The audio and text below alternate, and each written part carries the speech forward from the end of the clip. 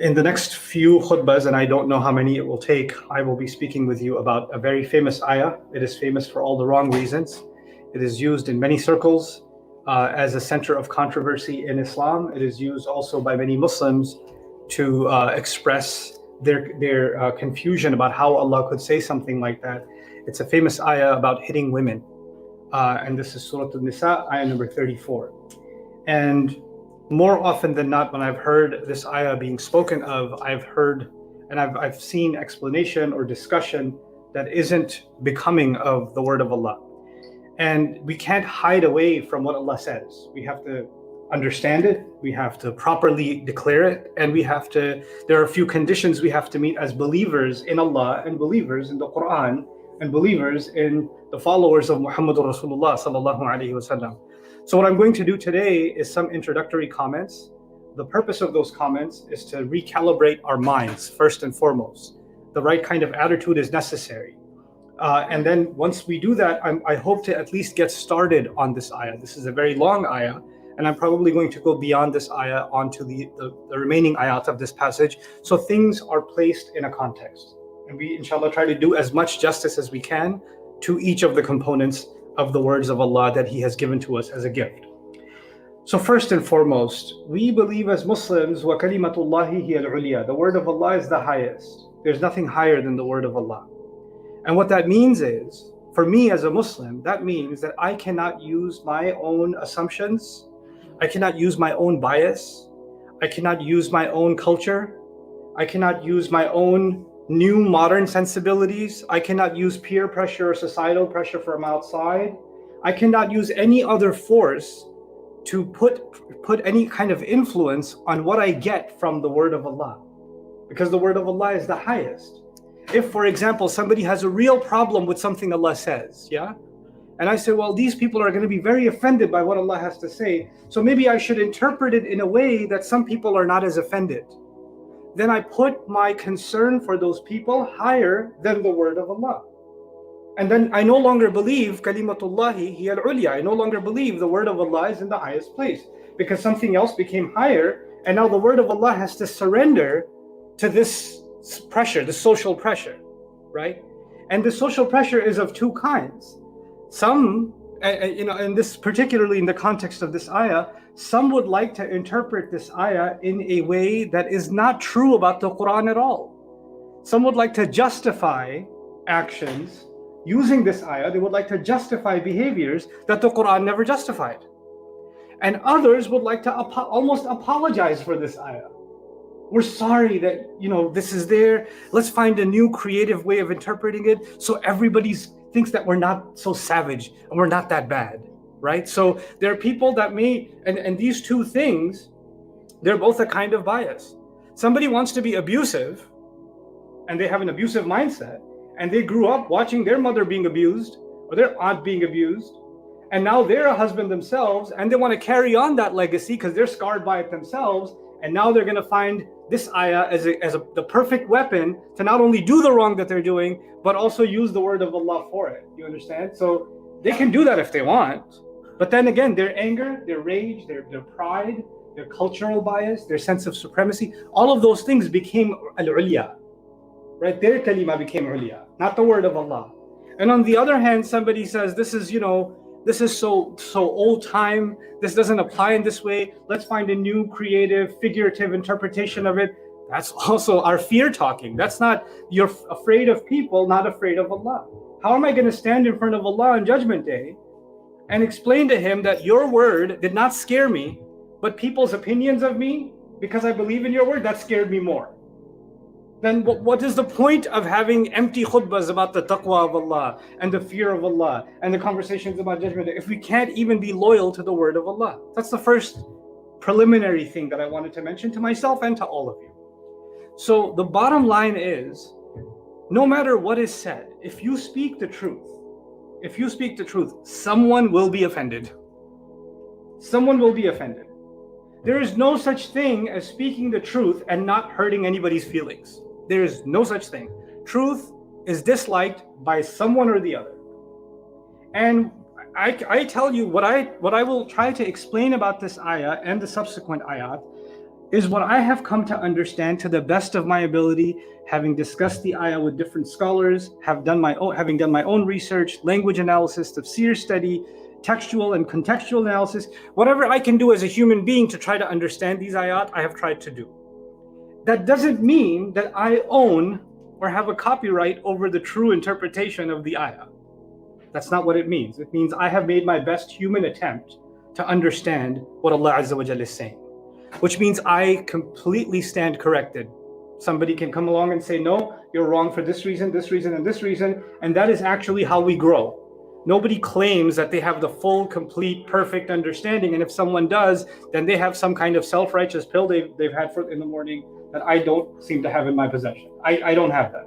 So I will try to present something to the best of my ability, in the most sincere possible way, as unbiased as I can try to be as a human being. We're all biased in the end in some way or the other, but as unbiased as I can possibly be to try and do justice to the word of Allah. But another final comment, an introductory comment about the Qur'an in general, and that applies to every ayah, including this one. And that is that as a believer, we believe the Qur'an is a rahmah from Allah.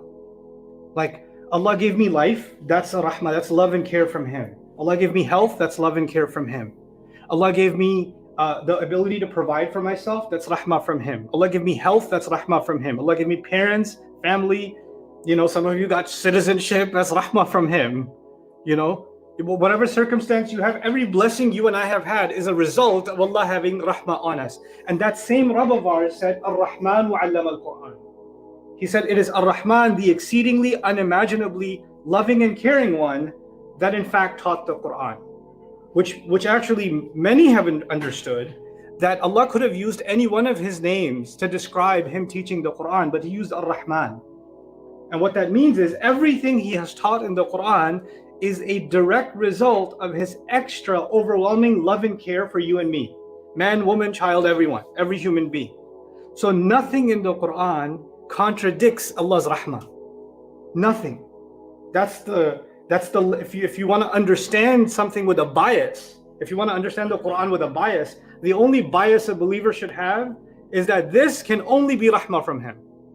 He's only saying this because He loves me more than anyone else can love me. He's only saying this because He cares for me more than anybody can care for me. If I don't have that belief, if somehow in my heart or my mind I read something that Allah says and it bothers me and I say, I don't know, that sounds a little harsh, or that sounds out of place, or that sounds unfair, or that doesn't sit well with me, or I'm uncomfortable with it, then you know what? The only thing that's possible is my understanding is not in the right place, my mind is not in the right place, or my heart is not in the right place. Because if I have the courage to say, I could have done a better job telling human beings what to do, or I could have had a better rule, there could have been a more sensible rule than the one that's here, then I'm somehow claiming that I have more capability of wisdom and rahmah than Allah Azza wa Jalla does. And we ask Allah for a refuge of even thoughts like that. So maintaining the supremacy of the word of Allah is the first thing that I want to highlight.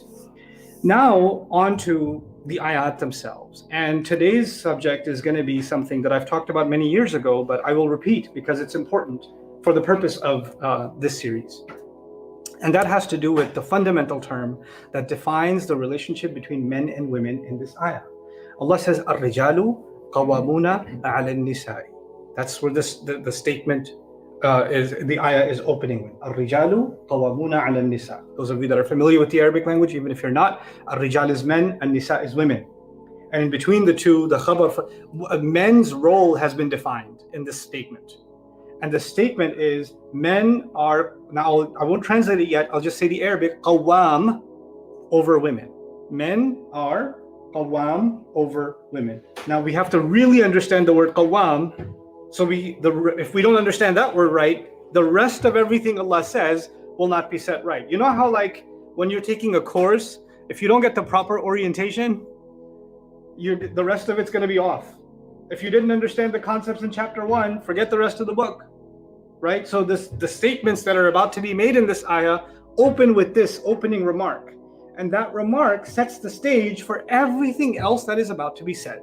Everything else is dependent on our understanding of this. And there are three simple words here, men and women. I don't have to explain to you what a man is, or what a woman is, even though there's lots of debates about it nowadays. But Allah created man and woman. وَمَا خَلَقَ الذَّكَرَ وَالْأُنثَى. He did. That's clear to us. The only thing missing now is an understanding of the word qawwam. So a few things about that. Just an appreciation of this word. First and foremost, Allah revealed all languages, all of them. Every language that human beings speak across this earth and have ever spoken, even the ones that are extinct now, were all revealed by Allah through Adam alayhi salam. They're all byproducts of what was given to Adam alayhi salam. And Allah taught Adam directly alayhi salam. So language is considered sacred from the beginning, because allama Adam al-asma. Allah taught Adam alayhi salam al-asma. He taught him how to speak. Allamahul bayan. He taught the human being speech. So all language is sacred. But within those sacred languages, Allah early on chose certain languages to reveal His words.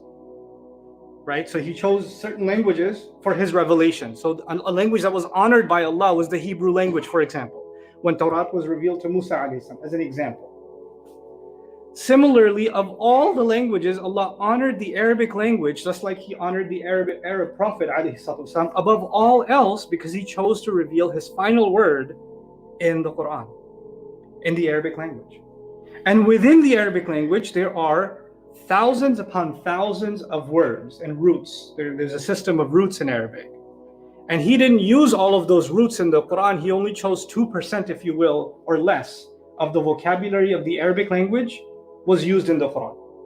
The Qur'an uses less than 2% of the vocabulary of the Arabic language. You know what that means? That 2% of that language is the most special part of the Arabic language, because Allah chose those words to communicate with us. And within those words are connected in Arabic. So what happens, you may have, if you've been listening to me for a while, you know that words in Arabic are connected with this amazing system of etymology of root letters, 3 letters that connect lots of words together. An easy example of that is ilm, which means knowledge. Alim means someone who has knowledge. Ma'loom is something that is known. Isti'lam is to try to find out. I'lam is to tell somebody something. Mu'allim is a teacher who gives information or gives knowledge. All those words are related in the end to what? Ilm, right? And there are hundreds of words that can come out of that one word, right? And that's one of the qualities and powers of the Arabic language. Well, if you're going to try to figure out the word qawwam, you probably have to go back to its essence, its source. How did the Arabs use the 3 letters, qaf, waw, and mim, or some can even argue qaf, ya, and mim, are interchangeable. How did they use them before Islam? Actually, fundamentally, this word was used for standing up or being awake. So qama, to stand up or stand upright. And they used it as a figure of speech for the market. So they said qiyamus suq. The market is standing. You know what that meant? Lots of customers, lots of noise, lots of buying and selling going on. The market is active, means the market has qiyam. That's actually what it meant. And when the market is dead, they say it's sleeping. The market is sleeping, or the market has qiyam. So qiyam has to do with activity, when things are happening. And then this word then took on other meanings.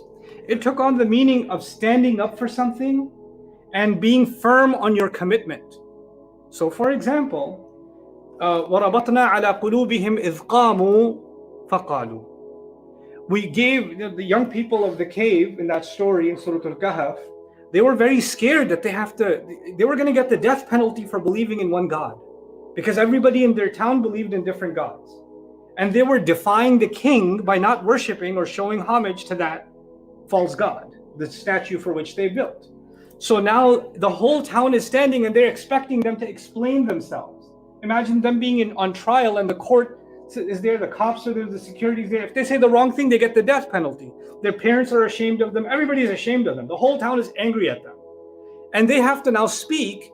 You can imagine how nervous someone would be standing in court with the authorities, the whole town, everybody's looking at you angry. And Allah describes that they stood up with firm resolve.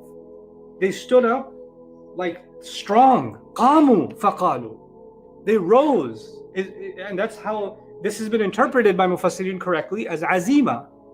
إِذْ عَزَمُوا فَقَالُوا. They had firm resolve in what they're standing up for, and they didn't feel like they should be intimidated by the crowd. The crowd should be intimidated by the truth that they have to say. So they flipped the script, and that flipping of the script is captured by the word qamu. This is the same word, important in that it is used for what we do in the prayer. We call it iqamatus salah. Iqamatus salah. Why do we call it iqamatus salah? Because it carries the meaning of commitment to the prayer. We're establishing the commitment to the prayer. We're establishing the prayer as something that stands upright. Because qiyam actually, like I was telling you in the beginning, is standing upright. By the way, the straight path comes from the same origin. Ihdina siratal mustaqim. Qaf, waw, and ya. Qaf, waw, and mim, and qaf, ya, and mim are interrelated. This is the straight path, the upright path. What I'm trying to get across to you is that this word is really important in the Qur'an. It's really, really important in the Qur'an. This word is also used in Surah An-Nisa for responsibility, because when you're standing upright, you know how they say nowadays in English, an upright citizen? An upright citizen? You know what that means, right? Someone who takes responsibility. Someone who fulfills their duties. Someone who abides by the law is an upright citizen. And so standing upright is actually an image of someone who takes full responsibility. And that's why this word is also used in this surah early on. وَلَا تُؤْتُوا السُّفَهَاءَ أَمْوَالَكُمْ الَّتِي جَعَلَ اللَّهُ لَكُمْ قِيَامًا. قِيَامًا. Don't give fools your money, the money that Allah has made you qiyam over. Meaning Allah has made you responsible over that money. That you stand upright and you make the expenses the way you're supposed to make them. You earn the right way and you spend in the right way. So you're qa'im, you're responsible for it. So standing upright, responsible, and finally I get to the most sacred part. One of Allah's mighty names is actually from this origin. Allahu la ilaha illa huwa al-hayyul qayyum. Al-Qayyum comes from the same origin. Now let's talk about the name Al-Qayyum. That means Allah Himself, by the way, Allah Himself describes Himself not just as Qayyum, but He also describes Himself as Qa'iman bil-Qist, Qa'im, from the same origin again. So multiple times Allah has described Himself using this word. The reason I'm saying this, before even interpreting or helping you understand the meanings of Qayyum, is that when we interpret this word, we better be really careful. Because Allah uses words related to this even for Himself. You see, it's so sacred, this word, these letters, that they are used for our prayer, for the straight path, mustaqim, for commitment, and names of Allah are associated with it. Names of Allah, Qayyum, Qa'im, coming from the same origin. So we don't get to loosely translate or interpret this word because it's a matter of something very, very sacred. And Allah has honored men by using words, letters, in their etymology that are related to one of His own names and put that responsibility on men. He's put that responsibility on men. So Allah has profoundly honored men in this ayah by using a shared word for us. So now let's talk about what does it mean that Allah Azza wa Jalla is Al-Qayyum and Al-Qa'im. Qa'im bil-Qist means someone who maintains or stands up for something. When somebody maintains something and somebody stands up for something. So qa'imun bihi as opposed to fa'alahu. So if I did something, then fa'altuhu, I did it. But if I did something with commitment and I stood by it and I saw it through the end, qumtu bihi. There's a difference. So you could say salla, he prayed. But if you say qama bis salah in Arabic, qama bis salah, in modern Arabic they're interchangeable. Qama bis salah, ay salla. La farq baynahuma. But there is a difference. The second one, qama bis salah, actually means someone who made the commitment to pray and did right by the prayer. Qa'iman bil qist is a description of Allah and the believers. Again, in that ayah, Allah took the angels, the believers, and Allah Himself and described Himself. Shahidallahu annahu la ilaha illa huwa wal malaika wa ulul ilm qa'iman bil qisti. And He used that hal form. Why? He's describing Himself as someone who stands by justice. Who stands by and commits to justice, and so do the angels, and so do those who have been given knowledge, ulul ilm. Now let's come to the word qawwam and how it's used. Qawwam is used for someone who stands upright, who does the honorable thing, who shows commitment, and who takes responsibility. Standing upright, doing the right thing, doing the noble thing, doing the dignified thing. When someone's standing upright, you know what that means? They don't bend easily. They don't bend easily. They don't come into pressure. They don't let their anger make decisions. They don't let their fear make decisions. They understand their responsibility and their role, and the decisions they make are based on that responsibility. They don't listen to something from one ear, get emotionally influenced, and then do things that go against standing upright. So an example of that would be, I can't listen to my wife and then take a stand against my mother because my wife will be happy. Because now my wife is filling my ear, and now I'm going after my mom. And I can't listen to my mom and go after my wife. Because now I'm not qa'im. I'm taking sides. I'm leaning this way and I'm leaning that way. Right? So the idea of qawwam, and this is the sighatul mubalagha, fa'al, actually suggests men that stand up for the right thing over and over and over again. And the Allah could have said, Ar-rijalu qa'imuna ala nisa. But he said, qawwamuna ala nisa. This is sighatul mubalagha. And mubalagha, the hyperbolized form, what does it suggest here? That men will be challenged. That it's not going to be something that men are just born genetically upright. It's not going to be like that. Or you were upright in one decision means you're upright for the next decision. You're going to have to stand up again and stand up again and stand up again. And your qiyam is going to be challenged every decision. It's going to be challenged every day. You have to maintain it over and over and over and over again. It's not a passive thing. It's not a passive thing. So it's kind of an injustice from a literary standpoint to simply say men are responsible for women, or men are maintainers over women. Men are committed, responsible, and repeatedly demonstrating their responsibility and their maintenance and their care over women. In fact, the universe is in existence from one second to the next. This building is not collapsing because Allah is qayyum over this building. Because Allah is qayyum, He maintains its existence. He maintains us to remain in existence. That's part of the meaning of qa'im. Someone who maintains something and doesn't let it fall apart. And that's why when you erect a building, it's iqamatul bina. When you bring it up, that's iqamatul bina. And then after that, you are qa'im alayhi. You're making sure it stays. It doesn't fall apart. So what does that mean? That we are constantly responsible for taking care of women. And there's a direct meaning here. And there's what's called in balagha studies al-ma'ani al-thawani, secondary meanings. So we have to appreciate both throughout the entire study. The first meaning is husbands are responsible over their wives. That's the first. It seems very contextually obvious. This is talking to husbands, and it's talking about how they have to be with their wives. qawwamuna ala nisa. They have to care for them, they have to provide for them, they have to protect them, they have to maintain their well-being, they have to maintain their emotional well-being, their financial well-being, their physical well-being, they have to maintain their social well-being, they have to honor them, they have to teach them their deen. All of that came under qawwam ala nisa. You're responsible now. You're responsible. And this might seem anti, new age, everybody's equal, men and women are equal in every single way. That's great. If somebody's offended by what I have to say, I'm completely okay with that. I will share with you what I understand from the Book of Allah. I'm not talking about the superiority or the inferiority about anybody, but in Islam, it is very clear that men have been given a mandate to be the caretaker. They have been given the mandate to take responsibility over women. Notice I didn't use the word authority. I used the word responsibility, right? I didn't use authority, I used responsibility. Because in the entire etymology of the Arabic language, the word qama has nothing to do with authority. It has to do with responsibility. So understanding from this, men are the authority over women is absurd. Authority comes from elsewhere. That's a separate discussion.